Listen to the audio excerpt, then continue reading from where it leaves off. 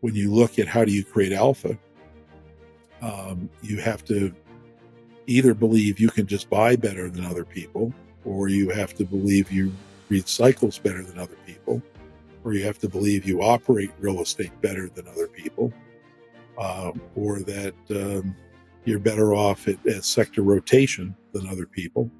I mean, there are different ways to differentiate yourself, but it's not like in the 80s when just having capital was already a differentiator. Welcome to the show, Randy. Hey, thank you, Brandon. It's great to see you. It's been a long time. Can you spend a moment for our guests who don't already know you? Just introduce yourself, your company, give us a brief background. I'm Randy Rowe. I am chairman of Courte Partners. Founded the business 22 years ago. But before that, first went to business school, then to law school, practiced law for about 4 years with a firm in Chicago that had a little teeny client called the FSLIC. And while I was there, it exploded with all the 81, 82 takeovers of S&Ls. So I had a chance to do a lot of real estate workouts, which I view as a great education and a lot of the things not to do. Then got recruited by Goldman Sachs to come into real estate investment banking, running the Midwest region. I had been a research assistant in business school and written a case about a merger that the partner at Goldman had handled, and then he moved to head up real estate. That was Ken Brody. And so he asked if I wanted to, leave the law and move into investment banking. And when I heard about the exciting things they were doing, I decided to do it. And so moved over and did lots of large sales and large financings and trophy assets. That was a lot of fun.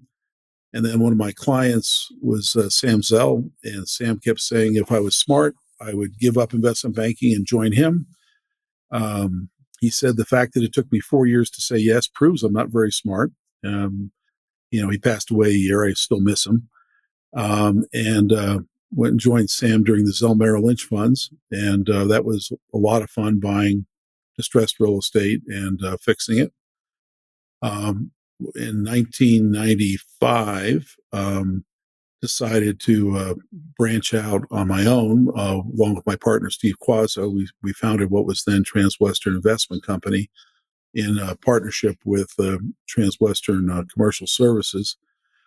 And did that for probably 6-7 years. But then there was a desire at Transwestern by the broader partnership to buy more trophy assets and to move in that direction. And I felt the markets were healing, and I thought there was going to be more opportunity in what we referred to as niche strategies then. So I left to start Courte Partners.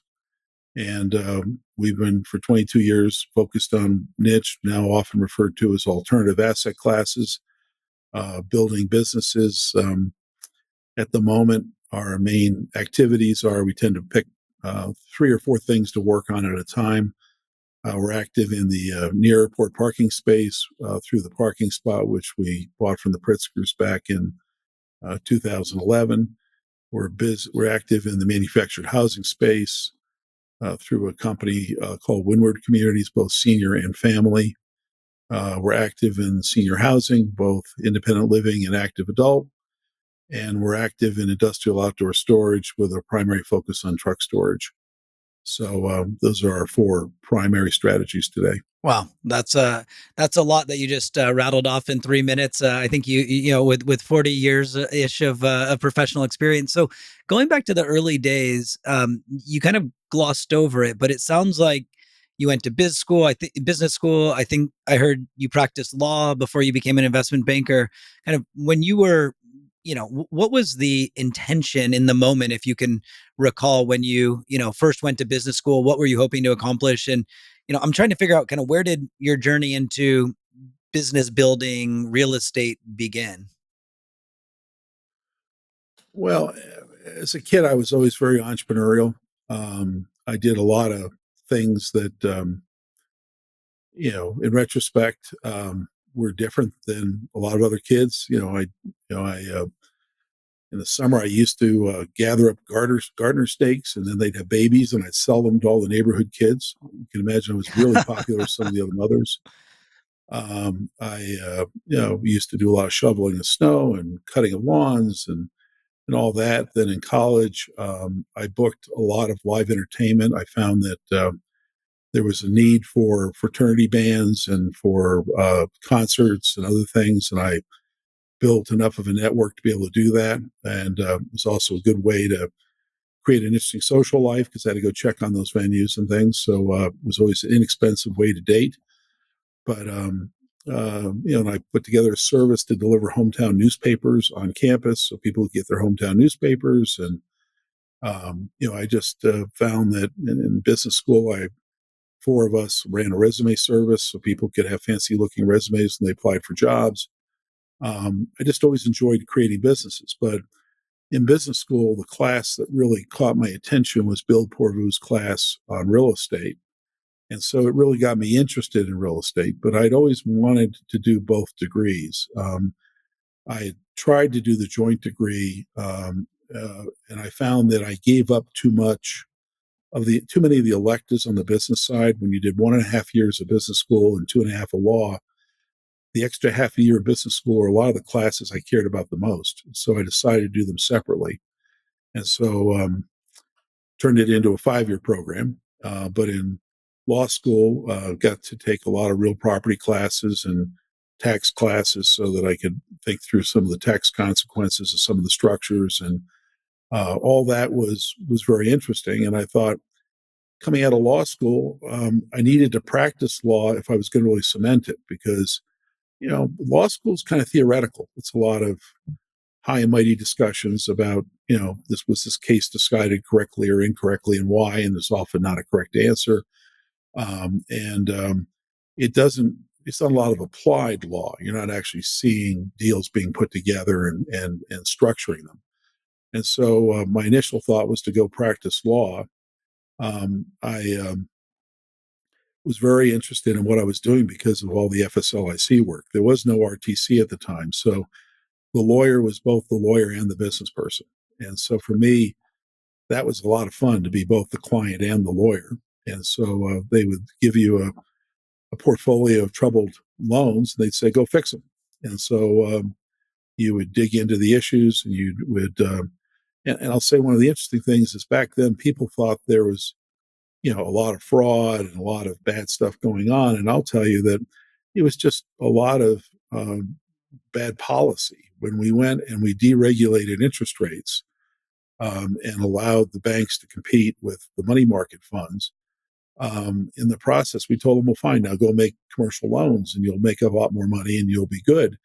Well, none of these banks had any experience doing commercial loans. And so they were doing a lot of what we referred to as ADC loans, acquisition, development, construction loans, which had embedded in them the interest reserves so they couldn't go into default for 3 or 4 years. So you'd hit these cliffs where suddenly you had very troubled assets. But I enjoyed doing that. And but for the fact that one of my good friends who worked at Goldman, Barry Sholem, reached out to me and said, next time you're in New York, would you come talk to us? And I was in New York closing a deal. Back then, it was a chemical bank, which was around. It was a chemical bank loan. And I went over there, and then I started hearing about, they were branching into the capital markets. They were doing, commercial paper programs with swaps, and they were doing international flows of capital out of the Middle East and out of Japan. And, it just was a lot more worldly than what I was doing, fixing broken subdivisions in Peoria. So it looked pretty interesting. So I decided to make the jump. And at that time, Goldman Sachs had a massive market share of deals over 50 million. So we were literally in the middle of all the large and interesting transactions. So I was enjoying it a lot. And then, as I mentioned, Sam kept tugging my chain, saying, don't you want to be a principal? Don't you want to be the client? And I did. So eventually, I made the change. And Goldman was great about it. They said, you're not going to a competitor and you're going to a client. And, we're very supportive of that. So there was no bad blood there. And with Sam, it was exciting because that's, that he had raised the first opportunity fund, the Zell Merrill Lynch Fund series. And so he and I were our representatives, and Merrill Lynch had two of their representatives, and we went out and bought a lot of real estate at big discounts to replacement costs. So it was an exciting time. What was it like working for Sam Zell? I'm very appreciative of having worked for Sam because when he brought me in to run all of his real estate, I was 35 years old, and I didn't know. I told him at the time. I said, "Why are you convinced I can do this? Given that I've only been an investment banker. I haven't been a principal." And he said, "I know you can do it," and he believed in me, and so I did it. And he was a high energy, fast pace, very creative, not scared of making decisions at all. He felt that if he made a bad decision, he'd make another one tomorrow to correct it. He had some really core beliefs about looking at discounts to replacement cost because in a low barrier market, your only protection really was to the extent that you had a better basis. In a higher barrier market, he was less sensitive to that because the barrier was to creating more product in a high barrier market. He was very um, he was very able to when something did not work as expected, it didn't cloud his judgment on the next deal. He was able to compartmentalize that, make sure we focused on getting it fixed, but that it didn't change his ability to make the incremental decision to do another one. And really in that respect, a great contrarian investor because he was more excited when everybody else was running the other direction. Was when he got very excited. So much of my philosophy about how to price risk goes back to those days because I thought I thought Sam really had some very solid fundamental building blocks upon which he made those types of decisions. It was an exciting time. There was back then having money was a big deal. I mean, having capital was a big deal. It wasn't like today where there's just tons of capital sitting on the sidelines waiting to jump in. So back then you couldn't do a loan easily that was more than 50 million. You had to club it with several sources. So getting the capital together was a much bigger challenge, which meant that obviously you were getting better pricing because it wasn't easy for many of the assets to trade in the market at that time. And the bigger the asset, the better the deal you got because it was harder there were many fewer people who could do it. Whereas today, the bigger the asset, it seems like the more there's a lot of eager participants who would like to get a chunk of capital committed to that asset. So, um, it's a very different. The market's matured and grown up, and it's not the same market that it was when I joined Sam in the late '80s and into the early '90s. I'm always fascinated. I mean, you said two things in our last few minutes that are really interesting. One was the idea that banks were going to provide loans to on real estate, with the deregulation, and the other was I think you alluded to the fact that the fund that you and Sam had was perhaps one of the first opportunity funds that existed, and this is just in the early '80s, and here we are in 2024, and as you said, the markets evolve so much. You know, how do you kind of think about, looking back on your career, how do you think about like the different stages of the evolution of the market? Were there clear demarcations when you knew that, hey, real estate or, private equities going to become not just a niche asset class, but an alternative asset class, and you could see capital flowing in and out? Well, I don't think there are specific dates. I think it's been a continuum, and when you started out, you had insurance company and bank lenders. That's what you had, and mostly private owners. not private equity firms, but private owners, mostly family owners. And it was, you bought a property and you got a loan. And back in those days, the loans were very high leverage. I mean, they went well up into the capital stack before experience led to different types of loan to value ratios. But then we started to move into the capital markets, and the first programs were those commercial paper programs that were then rated and were no, they weren't rated; they were backed by letters of credit from banks, and then they were hedged to the extent that people were trying to curate. They were swapped if they were trying to create a fixed rate financing. The whole CMBS market really got developed because of the collapse of the S&Ls in the early 80s. And in many ways, the RTC drove the creation of the CMBS market. So that was the first time you had securitized commercial real estate debt. Then the REIT market, which had been around but had been a little nichey thing, when owners were trying to figure out how to recapitalize their portfolios in the aftermath of all the carnage of the 80s. There was, obviously the biggest challenge was the tax issue, because before the UPREITs, if you contributed to the REIT, you had a taxable gain immediately. So the family owners weren't able to do that. But then when Taubman did the first UPREIT and it worked, then lots of people started to look at the UPREIT as a way to liquefy their real estate but not have a tax bill, so that they wouldn't have a taxable event they couldn't afford to pay the tax on.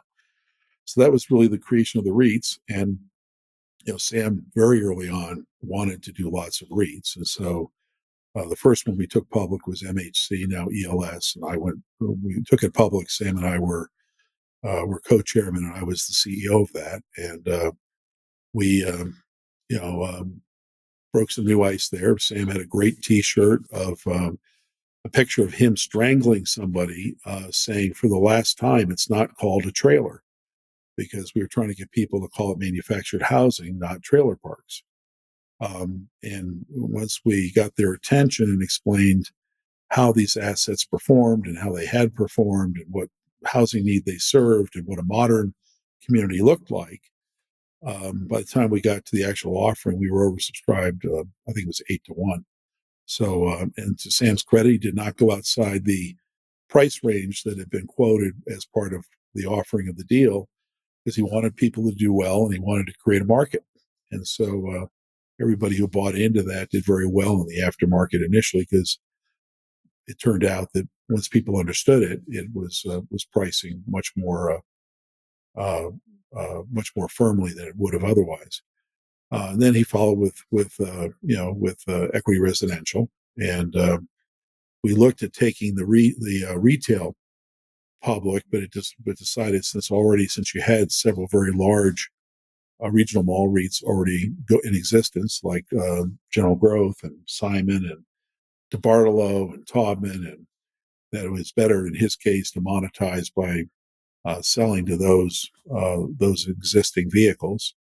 And then the last one was Equity Office, which he took public actually slightly after I had left. I had originally been the chairman and CEO of Equity Office, and but I left, and then they took it public. It's probably like 18 months later, and at the time, it was one of the largest REITs in the market. So the REIT market came along, and meanwhile, the opportunity funds morphed into other vehicles. They became broadly private equity shops. They started, offering value add funds, and began offering geographic funds, and began offering a variety of things. There had been obviously institutional advisors before that, but they'd either been core funds or they had been separate accounts. Had been most of what they were. The diversity of products that started to get created really started to happen in the 90s. But what's happened is effectively real estate's gone much more mainstream. It's much more of an efficient market than it used to be. There's much more capital available, and all this is consistent with other industries and other sectors of the economy. It's not that real estate is different; it's just that real estate has matured, and as a result, I think when you look at how do you create alpha, you have to either believe you can just buy better than other people, or you have to believe you read cycles better than other people, or you have to believe you operate real estate better than other people, or that you're better off at sector rotation than other people. I mean, there are different ways to differentiate yourself, but it's not like in the '80s when just having capital was already a differentiator. So things have definitely matured and grown up quite a bit from those earlier days. What made it, you mentioned it took 4 years for Sam to convince you to join him as a principal from the banking side, and then you left. What made you desire to go out on your own to start Transwestern Investment Management at the time? Well, fundamentally, Sam's a smart guy. He was pushing the right buttons. He said, "Don't you want to be the client? Don't you want to be the one making the decisions?" And as an investment banker, it was exciting being part of all those deals and being the intermediary. But there were times when you would have made a different decision than your client made, and sometimes it was even contrary to advice you were giving. And so you felt it'd be nice if I could both, have a point of view and eat my own cooking. And that was something that I did find increasingly appealing. But it's actually for a negative reason that it came to a head. Bob Lurie, Sam's original partner, wonderful man, very smart, was diagnosed with cancer, and Sam decided he had to bring in somebody on his corporate side of his world, which ended up being Rod Daymeyer, and he needed to bring in somebody on the real estate side to be the partners running the two sides of the shop, since Bob was terminally ill, and so that's really what brought it to a head. He said, I've had fun having these discussions, and we'll still do business together as you as the investment banker, but I need to fill this position, and I'd like you to do it. But if you won't, let me know, and I'm going to need to go find somebody else. And I looked in the mirror and I decided at that point, after getting to know him over a longer period of time, I'd grown even more impressed by his approach to how to invest. And so I decided I would make the jump because I was happy at Goldman. It wasn't that I was happy being an investment banker, and in fact, I'd been happy being a lawyer. But this just sounded, just as Goldman was doing more exciting things than I was doing, it seemed even more exciting to be a principal. And I'll give you a quick story. I'd been there only about 2 weeks, and Sam's office and my office were next to each other. And he walked in, and this is going to show how long ago I was, looking at handwritten spreadsheets um, that had been given to me, and looking at a deal in Texas that we were trying to decide whether to buy. And Sam walked in and said, "What are you working on?" I said, "Well, we have this office building we can buy in Austin, Texas."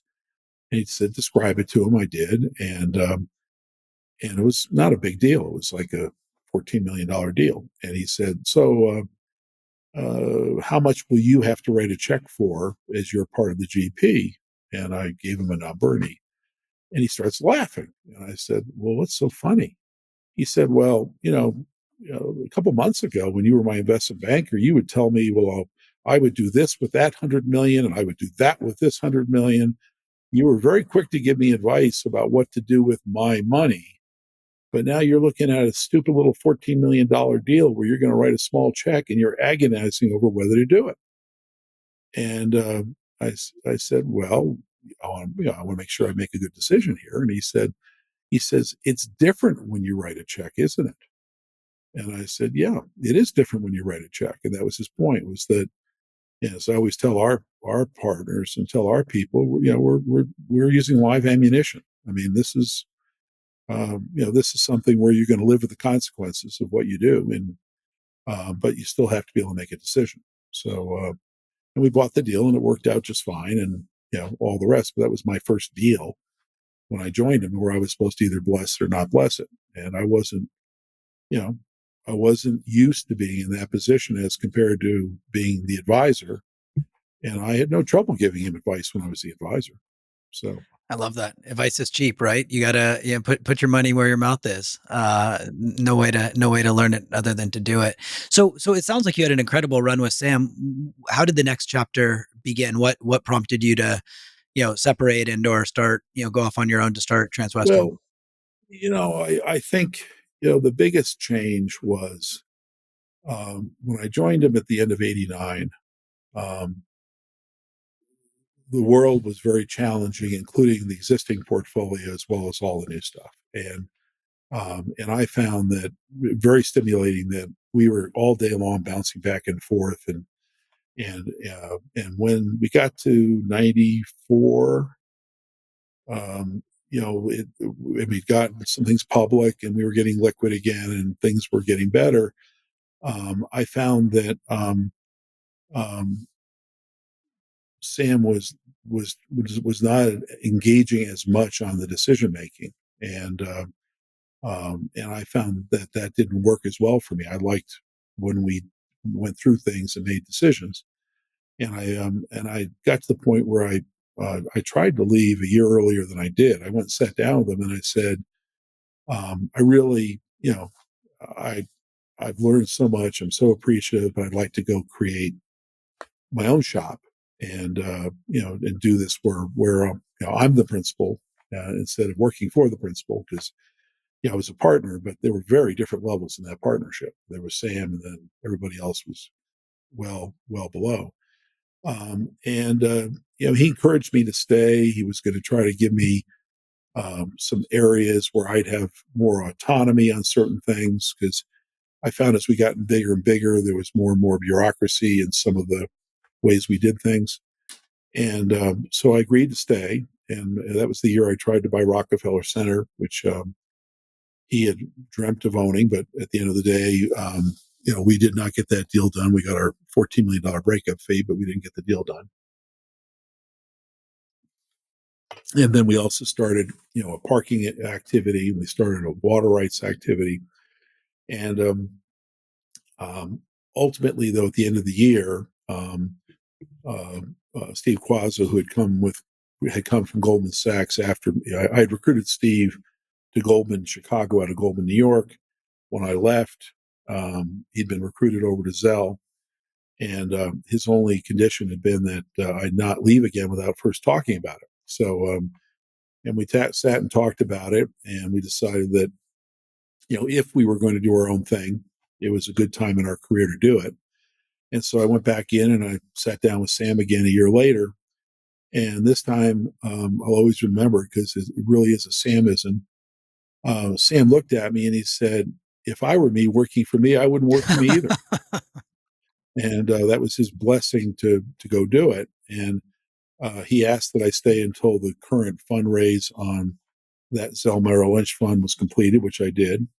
And then he was always very supportive after that. He was a strong reference for us, and any time anybody wanted to check us out, and was very supportive of us. And I, until a year ago, I would have breakfast with him a couple times a year, maybe 3 times a year. It was always great catching up with him. And it's too bad that he's not with us anymore. So Amazing. Out of curiosity, Rockefeller Center, are you able to share what didn't work out for that deal other than you didn't end up with it? well, as you may or may not know, Goldman Sachs had an inside track because they had made a financing to the REIT. And there had been, uh, and it was owned, if you remember, it was at that point owned by a Japanese owner. And we had worked out a structure to bring new capital in and to pay off Goldman and to keep the Japanese in. And the leadership of the Japanese company decided on the night before the bankruptcy court hearing that they were not going to move forward, and so at that point, the the business was sold to a joint venture of Goldman with Tishman Speyer and the Crown family. So it was a competitive process, and we did not end up with the property. So and I think uh, Sam was always good about the fact that there was something he was willing to pay, and beyond that, he wasn't willing to go. I mean, he had a very strong internal sense of what something was worth to him, and I've tried to bring that to our group that it's not a matter of bidding and then convincing yourself each time can you pay more. You start off with what's it worth, and obviously you may leave yourself some room in your initial proposal, but you're not going to go beyond a certain point when you've decided what it's inherently worth, intrinsically worth. And he was a master at that. He really um, he he would decide this is what it's worth, and that was where you could come up with structures that would make it worth more. Seller financing, a tax structure that solved tax issues. Could be an earnout. It could be a deferred takedown on an asset that isn't matured yet. I mean, there could be a variety of structuring solutions that would get him to a different number.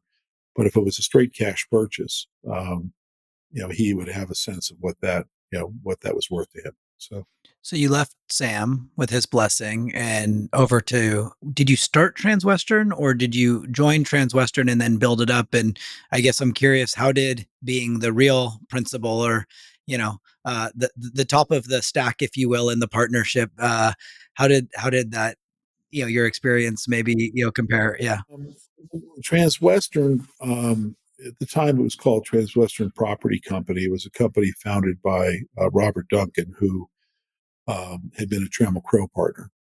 And they were a partner of ours at Zell on a number of assets. And they were looking for a way to become more active on the capital side. And Steve and I were looking for an operating platform that we could leverage off of as we bought assets. And so we looked at a variety of alternatives. We had a number of options that we could have pursued. And we chose the Transwestern option because we thought that both their capabilities and the markets they were in were going to generate the most immediate opportunities and that we could grow it from there. We liked the people, very good people. And so Steve and I teamed up where basically we became equal owners with the founder in the property company, and he became an equal owner with us. In the three of us owned the investment company, and then all of us would dilute for other partners in the two different structures. And so it was a startup. We got office space in Chicago, and we began hiring people and funding deficits because initially we didn't have enough of an asset base. We were very fortunate that one of our longstanding relationships, Northwestern Mutual, wanted to immediately do a fund, but they wanted to be the only partner in the fund. But that worked out. We did a fund structure with them on an office recovery play, primarily focused on Texas, which worked out well. We also had a number of deals we did with Baupost.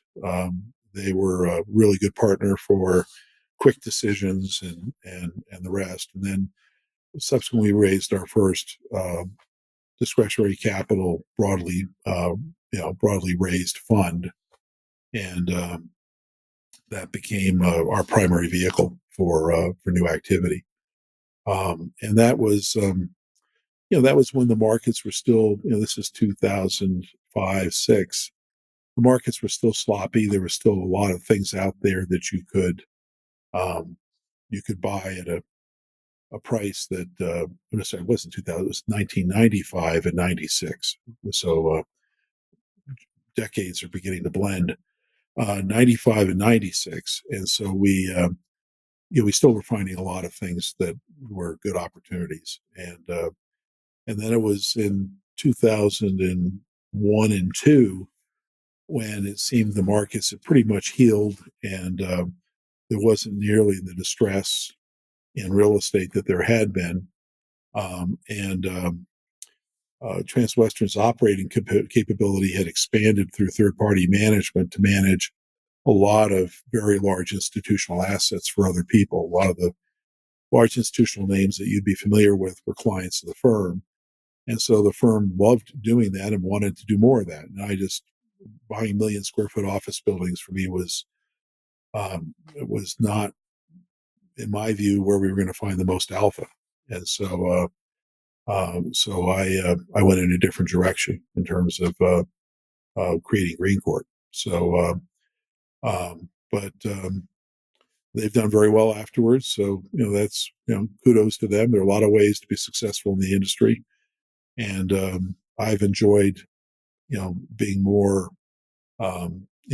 niche oriented in terms of the strategies we've been able to execute on. Well, So, that's a great segue. So tell us a little bit about Green Court. When did you start it and why? I think it was the search for alpha or the belief in generating alpha, but you know, why the sectors that you're focused on and kind of what opportunity did you see? And let's talk a little bit about Green Court as a company today. well, you know, um, initially the main premise initially was find sectors where it's mostly family owners, mom and pop owners, where there's not established large players, or at least not large established third party managers who have full capability. Also, where aggregating assets creates value because institutions would like to invest in the space, but either the REITs that existed were too small for them to put a lot of capital to work, or they didn't want to buy small individual assets because the aggregation created value just because you assembled something that an institutional investor could invest in and scale once you assembled it. And initially, the first strategy was the manufactured housing, which was a continuation of when I was with Sam. It was MHC, it became Equity Lifestyle. At Transwestern, we created Hometown America, which was sold subsequently to the state of Washington, who still owns it today. It's one of the largest private platforms in manufactured housing. And so starting it at Green Court was sort of my third round of creating a business in that space. Uh, we found that there still was a lot of uh, direct sale opportunities with owners. We knew a lot of the owners through the state associations and through the National Trade Association, and we're able to sit down with people and consummate transactions relatively efficiently. We were paying prices they were excited about, but we were bringing some scale benefits that we were going to be able to apply to the portfolio that they didn't have. And so that was the first one that we really got off the ground. The Initially, then we also started off by focusing on urban street retail, which was a strategy we did for about 5 years before we decided that the internet was even hitting these operators more heavily than we thought they would. So we actually liquidated back out of that strategy. And then the next strategy became the near airport parking, which for us is a covered land play. We like owning large tracts of land next to the airports. And but there, the key thing was we bought a couple assets, but we really needed a platform. We needed an operator, and we thought as early as 2004, we thought we might be able to buy an interest, not a controlling interest, but an interest in one of the platforms. That didn't happen. And then we had the opportunity in 2011 to buy the parking spot, which we thought was the premier platform. I think Penny Pritzker and Marty Nesbitt and Kevin Schreier had built a really great business there. They had brought a level of hospitality and a level of professionalism to the space that had not existed before. So that was not a ground up startup. We inherited a very good platform and were able to then build on that. The next strategy was the senior space. We wanted something that we could um, build without dealing with a lot of government reimbursement or with a lot of acuity, a lot of healthcare in the platform. So we focused on the independent living and the active adult. Baby boomers are aging, but they're aging more slowly than previous generations. They're staying active longer. And so they are finding the active adult, which does not include the meals or the housekeeping. They're finding that very attractive. And then when they move into the independent living, they tend to do it, more at age 80 than in the old days, it was at a younger age. So that business has shifted, but the demographic is that the fastest growing population over the next 10 years is going to be the over 65 age group. That has been another business. We built an operating platform there that is called True Connection Communities. And then the newest one for us has been the industrial outdoor storage, which to us, again, is a covered land play. Ultimately, there'll be a higher and better use, but in the short term, with logistics doing what they're doing, particularly for truck storage, there's a need for places to store the trucks between weekly runs. And we very much like that business. It's a business, again, that we think we have to build scale in order to achieve the alpha that we'd like to achieve in that space. But over the years, back in my Zell days, I did a lot of office, a lot of regional malls, a lot of apartments. In my Transwestern days, we did a lot of warehouse distribution, a lot of flex space. I've never done a lot of hotels. We did some at Zell involuntarily. They came with other things. So I don't have a lot of experience with the hotel space, but they've always struck me as being, again, a place where having operating capability is a good thing, particularly reservation strength. Over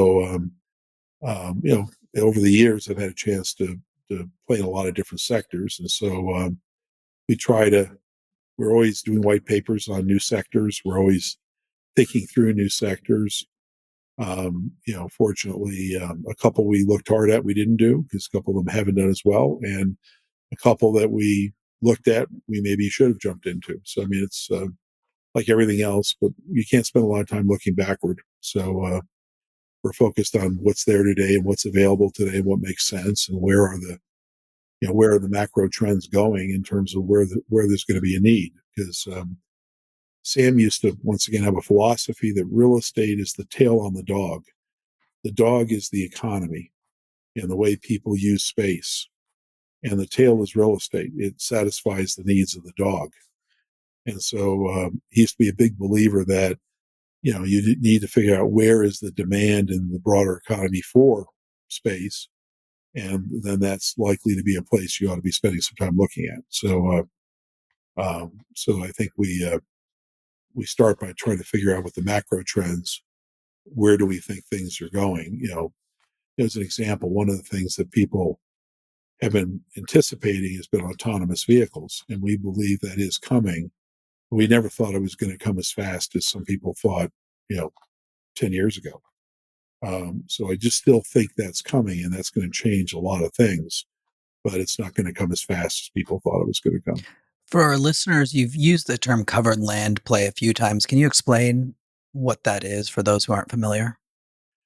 Well, it's finding a piece of land that you believe over time is going to have a much higher use than what it's currently being used for, but the current use produces an attractive yield that you can earn while you're waiting for the ultimate higher use.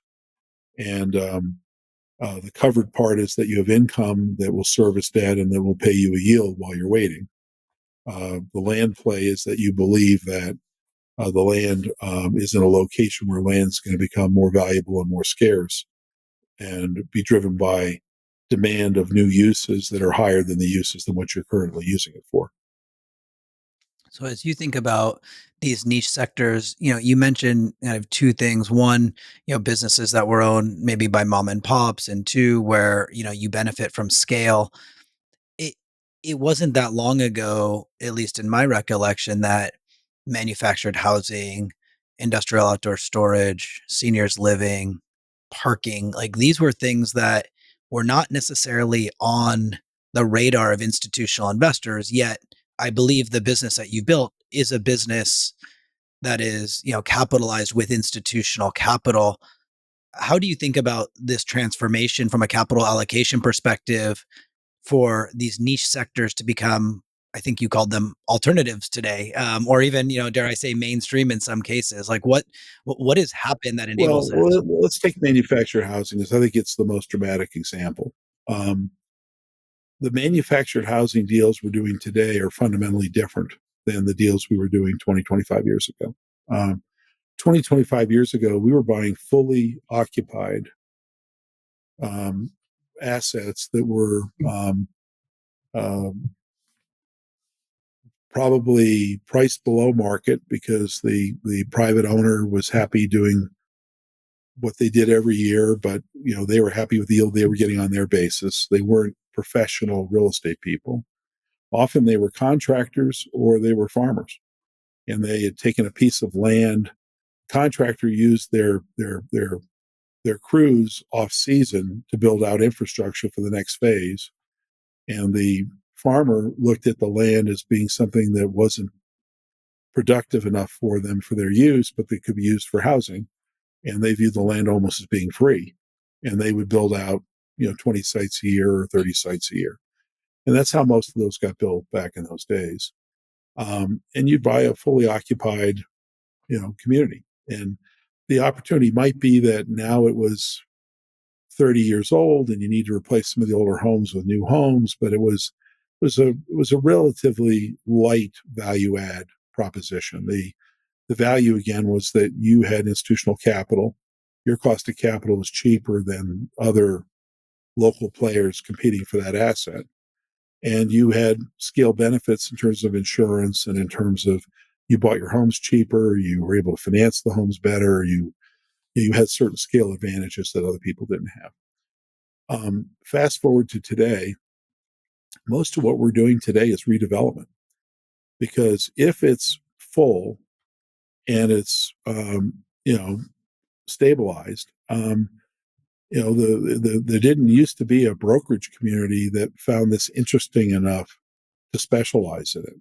Now there is a brokerage community that finds it interesting enough to specialize in it, and there are a variety of institutional players who will buy, particularly if they're in portfolios, will buy stabilized manufactured housing communities. So what we're now in the business of is fixing assets that then will be assets that those people will want to buy.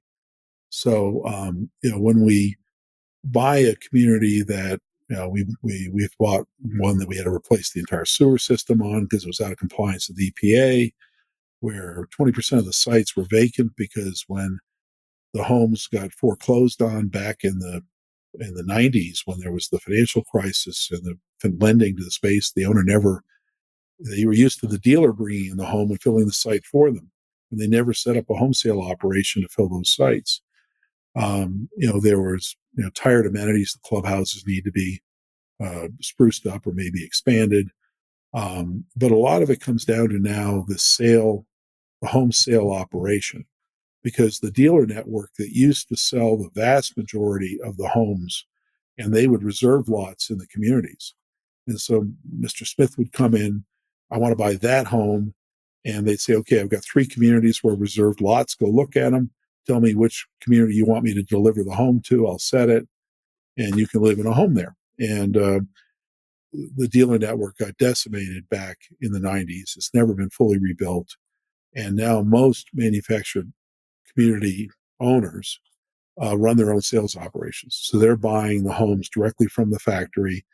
They're bringing them in, they're setting them, and then they're selling them to the end user, or they're even renting to the renter because there's now a significant rental activity within the space, which also became much more possible when the GSEs decided they would start financing communities that had rental homes in them, which historically they didn't want to do, and that changed, you know, a dozen years ago. So there've been a lot of these changes, but the strategy now is that we're buying assets that typically need something done to them, and it may take us 4, 5, 6 years to do whatever it is that needs to be done. Or if there's an expansion, we maybe we'll price it based on our ability to build the expansion and fill it, and we'll obviously want a higher return for that. But everything we're doing in that space now is very much value add. If it's particularly if it's a Florida senior trophy community with a golf course, which we bought a lot of those in the old days, you're going to have a line of people lined up trying to buy that, and it's going to be a competition of who's willing to go how low on the cap rates. And we don't spend any of our time in any of those processes because we can't generate any alpha. We can't generate a return for our investors that justifies the investment. So that's really an example of how an industry that used to be very mom and pop. And by the way, a lot of the assets that are trading still are mom and pop assets, but now they have a very active brokerage community soliciting those listings and presenting them and packaging them and all the rest. They get it out to a wide circle of interested parties, and if it's a trophy asset that's full, it'll trade at a good price, and it should. I mean, those assets are very good assets; they'll perform very well. And if your cost of capital or your target return is, more of a core type of return, you'll be happy. It'll be a good investment. But if it's supposed to be in a value add pocket, you can't get value add returns on those kinds of opportunities. So Green Court today is in four main businesses. You mentioned, near airport parking, manufactured housing, seniors housing, and industrial outdoor storage. What's the size and scale of the company in terms of employees? Any kind of like operating metrics that you can share to help us orient. The answer to that is that in the Chicago headquarters, there are about 60 people. Um, in the Florida office, there are another 50 people there, and then there's a couple smaller offices, Dallas and Denver. But in the field, there are quite a few people. I mean, the parking business alone is a couple thousand people, and um, it's labor intensive. You're running shuttles. You're running a retail type of operation, interfacing with the customer. And even though we've invested a lot of money in technology to make the person can do everything they want to do with us through the app, um, uh, including tracking where the shuttles are and making the reservations and scanning with their QR code in and out of the property, not having to deal with anybody. All that stuff is possible, but it still is a lot of people. I mean, we have fewer people uh, per customer than we used to have, but we still have a fair number of people. And in the senior housing space, there's a lot of service. I mean, particularly in the independent living, because you're providing meals, you're providing housekeeping, you're providing activities, and so the staffing in each of those properties will be, from somewhere from 25 to 40 or 50 people, depending on the size of the property. And so, there'd be another 400 or 500 people there. And then the manufactured housing is going to tend to have a sales operation and a management operation at every property, plus a maintenance operation.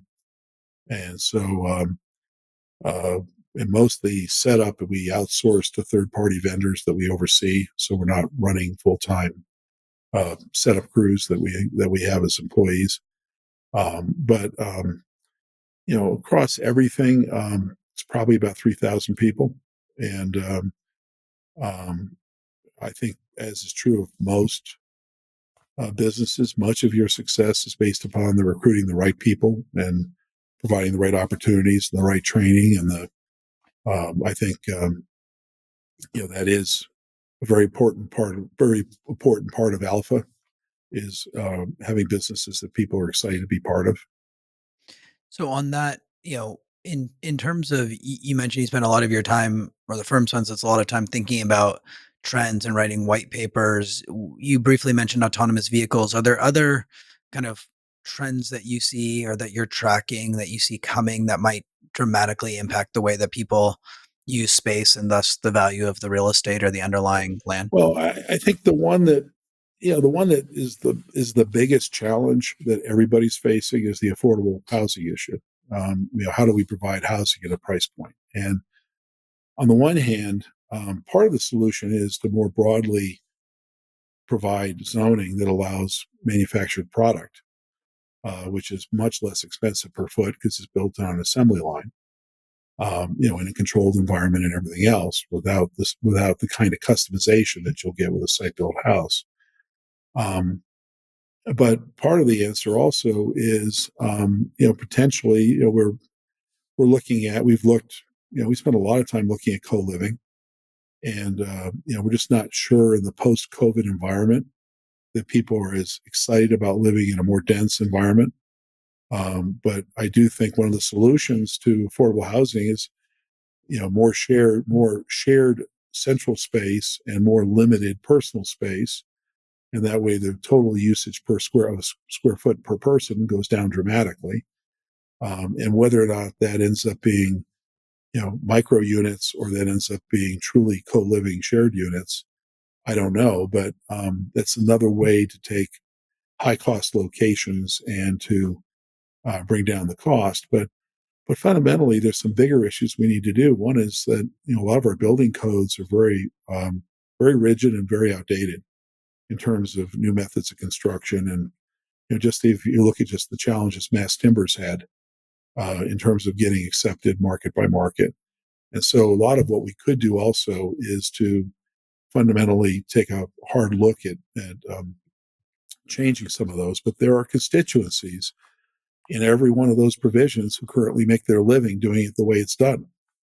And so trying to change those is politically challenging. We also, we do have a strong NIMBY streak in this country across many communities, across almost every community. So the idea of opening up more locations to provide, an affordable product is a challenge. We also, from the point of view of when we build things, the number of mandates and the number of impact fees that we're putting on new development. If all the incremental cost of infrastructure is going to be placed on new development and none of it's spread across the broader community, then you're inherently making the incremental product much more expensive. And then you drive the price point for the middle higher. You create a bigger population now that needs a subsidized form of housing. And so our housing policy is, as a country, is pretty convoluted. And if we're going to be serious about fixing it, there are a number of things we're going to have to do. But I think in terms of products, we've been intrigued by, some of the build to rent products. Some of them are, more dense, one level living in locations where that can get zoned, and you can deliver that at a price point that makes more sense than the standalone site built. There are, there are modular solutions here. So if you don't want to go with manufactured, but you want to go with modular, but modular then runs into the problem that modular then in most states and most localities has to then be built to that local zoning code. And so you lose a lot of the efficiency of mass production. So if we could, and a few states have done this, if we can get more of a standardized modular code by state, which would preempt local building code, we can bring down the cost of some of that. And but you have to, you're going to have to tackle some sacred cows to get there. But I think if we're talking about the largest unmet need, if you go back to Sam's dog, the biggest unmet need in society today is housing. It's not retail. Some might think it's data centers today, but we're going to run up against big energy issues with the data centers. Um, some might think it's some other product, but take apartments. Most of the apartments that are getting built are in the higher end, and that still is good for the market because there is a shifting of demand when people move to the upper end. There's a shift that creates more B apartment and more affordable apartment availability down the chain, but it's not a perfect solution. So I think you know housing is one we spend a lot of time talking about. If we had a great solution, we'd be doing it. We have not found the great solution, and I know a lot of people in the industry are debating this and structuring um, attempts at nibbling away at this, but I don't think anybody's made a big dent in it. And if you listen to the Peter Linneman stuff as an example, the unmet housing need just keeps growing. We're not even we're not even chipping away at it. It's actually growing. So Yeah, absolutely. These are massive issues. I think just to segue to the last part that I want to spend a little bit of time on, you spend a lot of time in your career, investing, building businesses, and I know that we first met. I think back when you were the chairman of ULI, the Urban Land Institute, and you spent a lot more time recently, kind of giving back, mentoring. I'm curious, what advice do you have for people who are in the business today or younger people who are looking to get into the business, based on what you've learned throughout your career?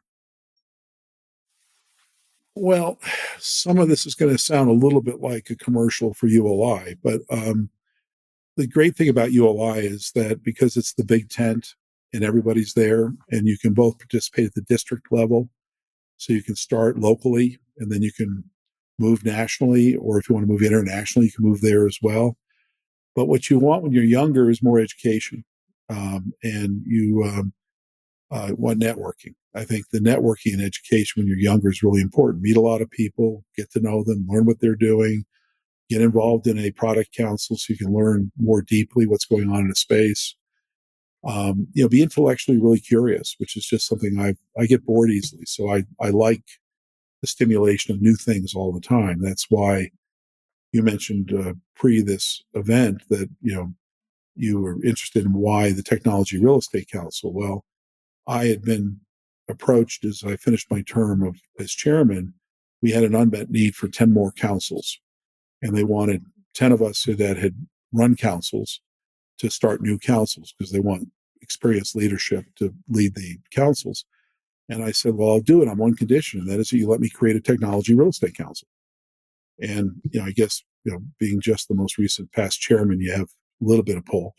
And so they said, sure, we'll let you do that.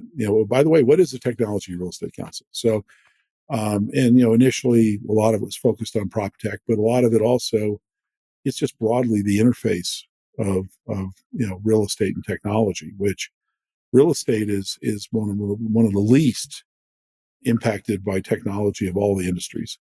And that's not necessarily a good thing. That's one of the reasons why our productivity as an industry is pretty flat for 50 years in terms of being able to produce real estate. So for me, it was a fun idea. I'm excited that there now are two flights and then maybe a third one soon. It seems to have resonated. I was particularly pleased that both the current chairman at that time and two other former chairs decided they wanted to be on the Technology Real Estate Council. So it was a good group. But we also went out and we recruited people out of the venture capital firms. We recruited people out of the prop tech side of major real estate players. We brought in some government officials who would have a perspective from their side about what they think can get approved and not approved. We brought in some attorneys, not many, some architects who are dealing with how to design buildings in today's world. So it's been a very rich group of 50 people in each of these councils debating how are these things going to play out. And I find that stuff very interesting. But career-wise, I think every step of your career, you're learning more than you think you are. And I would say that don't underestimate how much you are learning and learn it. And then that's part of your permanent human capital. You know that now. And that's something that you'll find leverage in unexpected moments in your career as you move forward. And I still think, even with the maturation of real estate, there are more interesting, fun people in real estate than in any other industry. And so getting involved with groups of people in real estate and learning from them and having a chance to engage with them in both formal and informal settings is just a good use of your time. Now you still got to get things done. You can't just spend all your time going to industry events, but I think there's a blend there that's important. And I would say similarly, the real estate roundtable. If you're younger and your firm is a member, those working group committees that are below the roundtable are really where policy positions are being developed on behalf of the industry. So if you're interested in environmental issues, you should be involved there. If you're interested in capital market issues, you should be there. I mean, there are a number of ways you can get connected to some interesting discussions that are going on. So, but just get up every day and realize the world changed overnight and see what you can learn today. I mean, that's really, what I try to tell our own people. But I really enjoy, there's a lot of bright young people coming into this industry, and I really do enjoy working with them. And I found that one of my more fun experiences was I did teach for a semester at Wisconsin's real estate program. And you realize that by the questions you get asked, you first go, is that really a good question? And they started thinking about it, and you started going, yeah, actually, that's a pretty damn good question. I just never thought about it that way. And so the stimulation of getting challenged by younger people on something, it makes you recalibrate and even think over some of the things you thought you already knew. Because once again, every night the world changes. So Sure does. And I couldn't agree more that, across a lot of industries, there's a lot of incredible people, but the folks that I've met, yourself included, are, ultimately what keeps a special attachment to the real estate industry. well, I've I've had no regrets about this is the industry I committed to. It's been a great industry.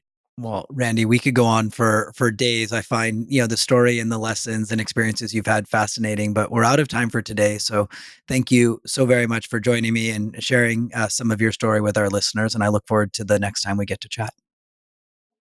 Look forward to seeing you soon.